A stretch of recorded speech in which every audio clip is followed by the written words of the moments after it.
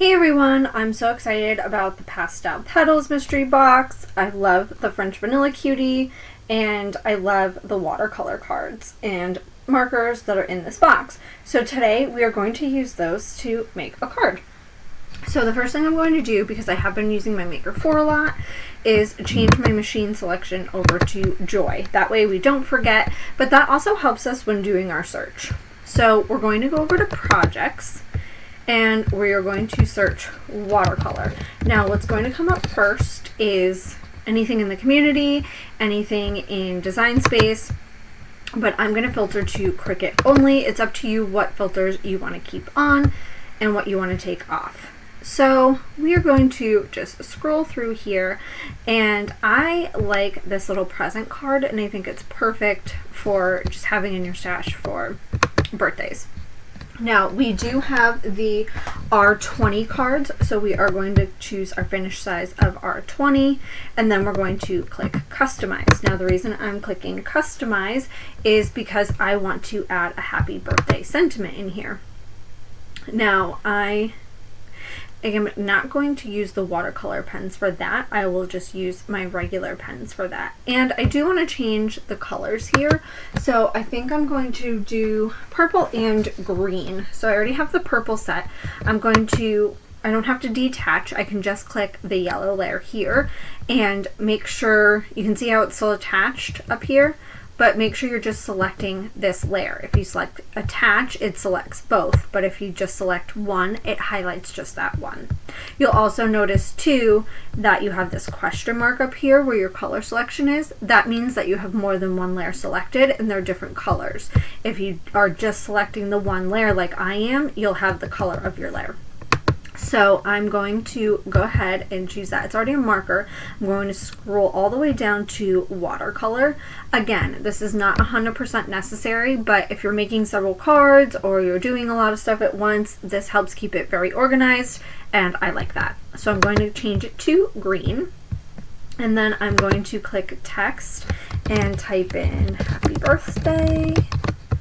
And then I'm going to, I want a writing style font. So we have a couple options here. We can filter to writing, and that's going to give us just the writing font options. And I'm just going to stick with that. It makes it easier. If you have the new font updater, it is a slow rollout, so everyone will not have it right away, so please keep that in mind. I like this fall and flare happy birthday. I think that's cute and very simple. So you can see it here in the actual font. That's what I mean by the new font updater, in case you are not aware that it's coming. So I do keep that. That helps you visualize what it looks like, and it makes it a lot easier to pick your font. So I'm going to do that, and then my width here is 3.168, so I'm going to change it to 3.168 just so I know that the width is good. And I'm going to just arrange this how I want it. Now, because I filtered to writing font, it already set my operation to pen and my style to writing.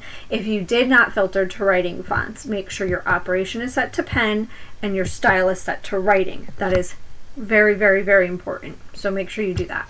Now I am just going to change this. I'm going to do the glitter pen.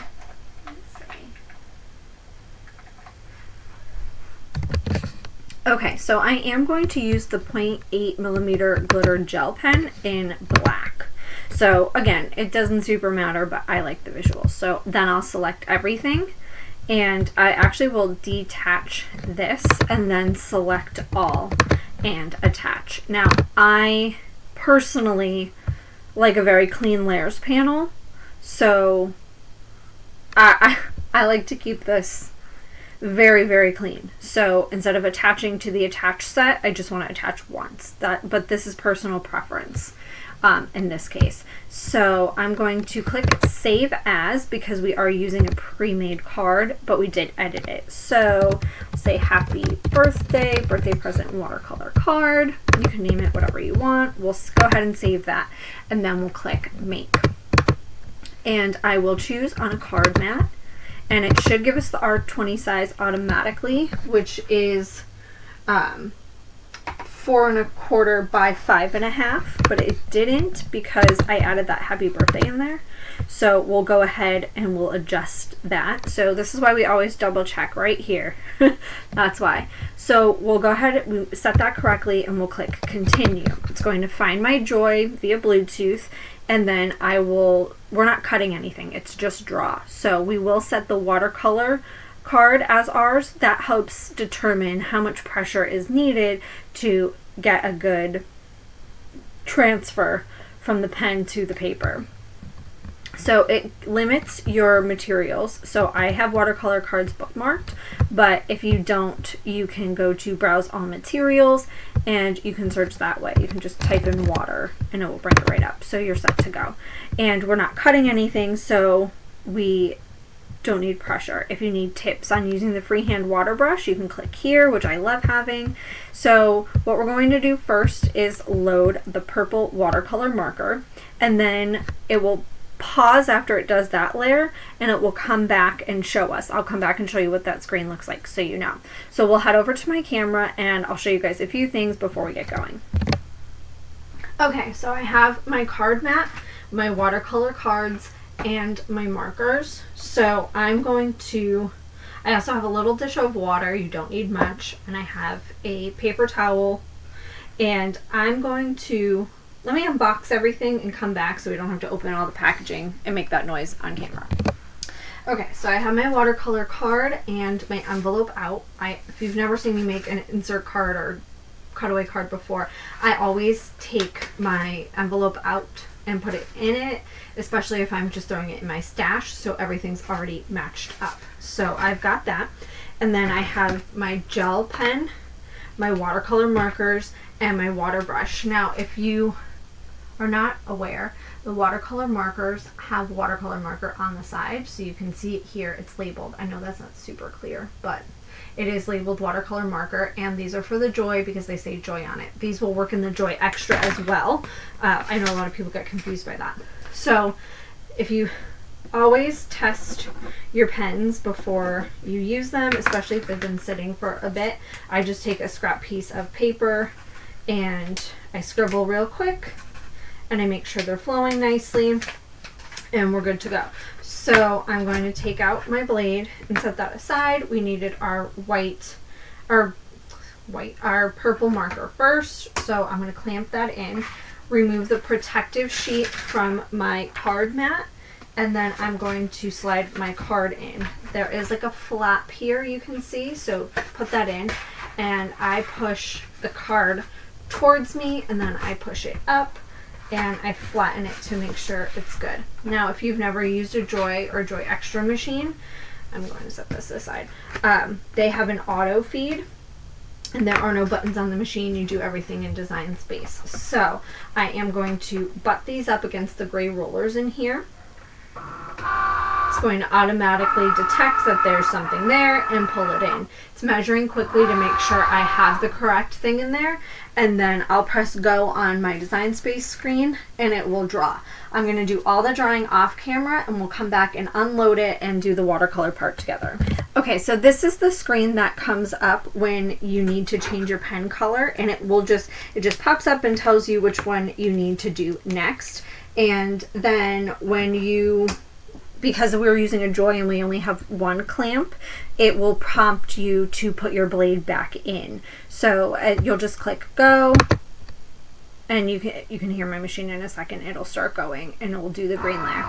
So that's just the screen that comes up and lets you know. So if anything pauses, always check your screen and make sure you're following all the prompts.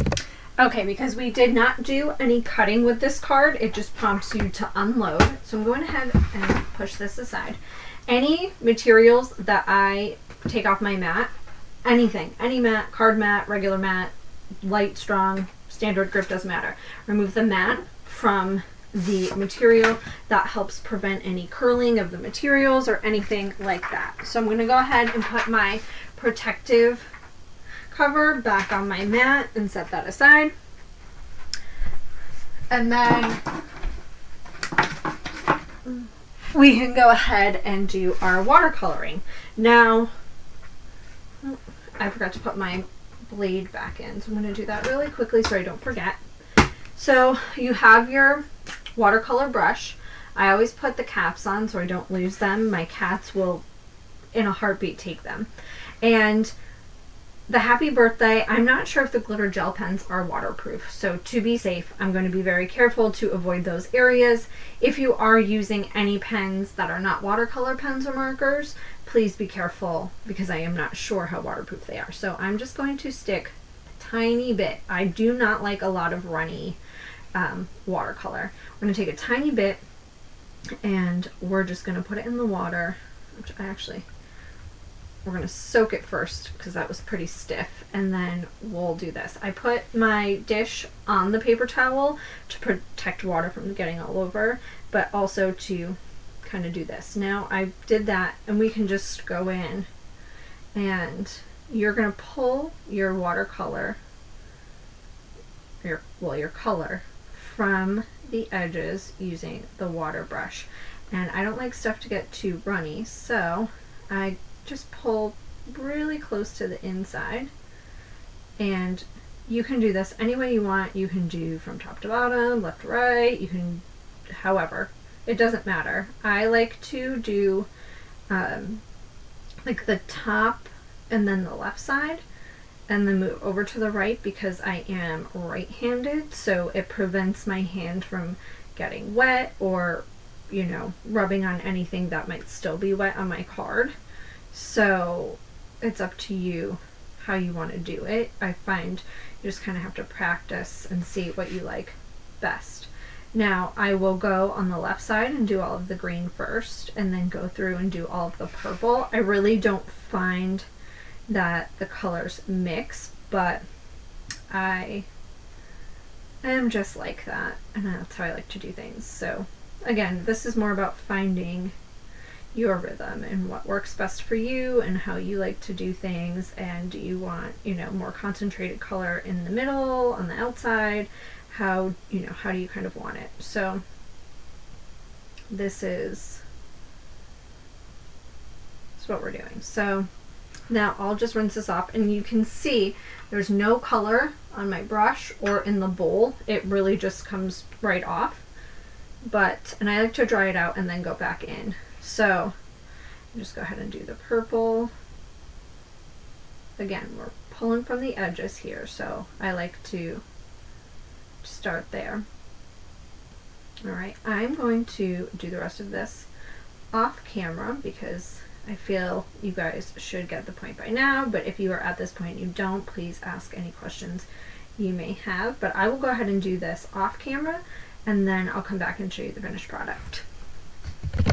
Okay, so I am done, and I want to show you guys a little bit up close. So these lines here, I'm a very particular person, so I like very crisp lines. So that is normal, but it drives me crazy because I'm neurotic that way. But that's normal, so don't think twice about it. It's not messy. It's supposed to look this way. You can even go back in and kind of blend around the edges and make it all look like that so it looks a little bit more intentional. That's up to you. But this is our watercolor card, and I'm going to set it aside and make sure it dries, and then I will put it with my envelope and put it in my stash. If you guys have any questions, let me know.